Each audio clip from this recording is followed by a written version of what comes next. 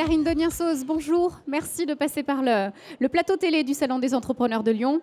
Alors, vous êtes vice-présidente du Grand Lyon en charge de l'innovation et des nouvelles technologies. Cette 11e édition du Salon des entrepreneurs fait la part belle aux solutions numériques pour les TPE et PME. E-commerce, site internet, cloud, ce fameux mot qui revient régulièrement, CRM, référencement, campagne web. Alors, quel est le panorama des acteurs numériques dans le Grand Lyon ? Alors, les acteurs numériques, tout d'abord, sont nombreux. On peut constater une véritable densité puisqu'aujourd'hui, on nombre près de 4000 entreprises sur le territoire de l'agglomération et à l'échelle plus large de la région, ce qui représente tout de même 34 000 emplois. Ce sont aussi des acteurs qui sont structurés par filière, avec des domaines d'expertise extrêmement porteurs en ce qui concerne une économie numérique locale, puisque nous avons une filière qui constitue un peu le cœur industriel, celle des logiciels.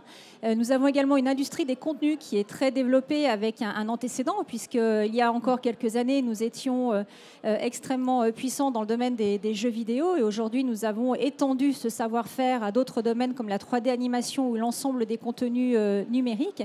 Et puis, une communauté qui s'est forgée un peu plus récemment, mais qui est extrêmement intéressante par son pouvoir de diffusion, c'est la communauté du web, sur des technologies web, ainsi qu'un vrai savoir-faire dans le champ des télécoms, au travers d'une tête de réseau qui est Résopôle. Donc voici un petit peu le panorama des acteurs sur le territoire et leurs spécificités. Alors, c'est grâce à tous ces atouts que Lyon postule pour obtenir le label Métropole French Tech. Clairement, qu'est-ce qu'on a en plus ? Pourquoi Lyon mérite ce label plus qu'une autre ville ? Je crois surtout que nous avons réussi ces dernières années à passer d'une logique de filière à celle d'un écosystème.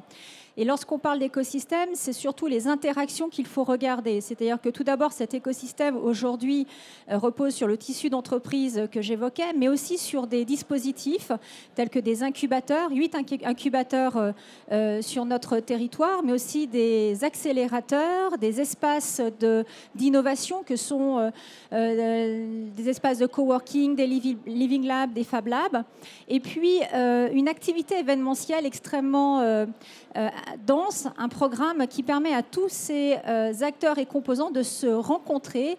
Et évidemment, c'est de la rencontre et de l'hybridation que créent de nouvelles valeurs. Et c'est un environnement extrêmement porteur pour toute personne qui veut engager une entreprise, une aventure entrepreneuriale dans ce champ-là du numérique. Alors justement, parlons de ces start-upers. En quoi est-ce que les acteurs de l'écosystème lyonnais jouent un rôle important pour mieux les accueillir et être un terrain ici favorable à leur développement ?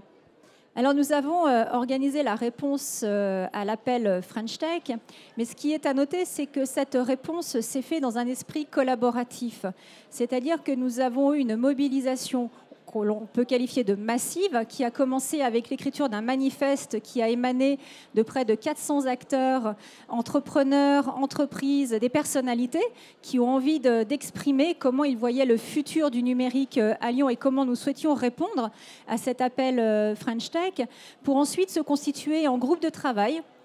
11 groupes se sont formés, 250 contributeurs, pour venir véritablement donner le contenu de cette candidature qui a été déposée le 16 mai dernier et dans lequel nous proposons l'émergence d'un nouveau lieu, un lieu totem, qui est la Halle Girard, qui se situe dans la phase 2 du déploiement du quartier Confluence et qui, d'ici septembre 2016, deviendra le lieu icône de l'identité numérique à Lyon et surtout le point d'entrée d'un écosystème qui se distribue sur 3 autres territoires, le pôle numérique de Vèze, également Villeurbanne avec Pixel sur l'industrie des contenus qui va connaître une extension, et puis la Part-Dieu qui a pour vocation dans son projet de renouvellement de devenir un lieu de destination des nouveaux usages et services, avec notamment l'implantation d'un Living Lab qui ouvrira ses portes très prochainement.